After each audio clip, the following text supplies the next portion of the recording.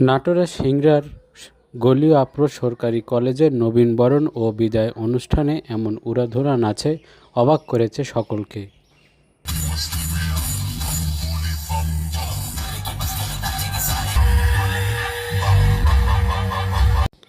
কলেজটির শিক্ষক ও শিক্ষার্থীদের সামনে এমন নাচে ছিছি করছে সবাই।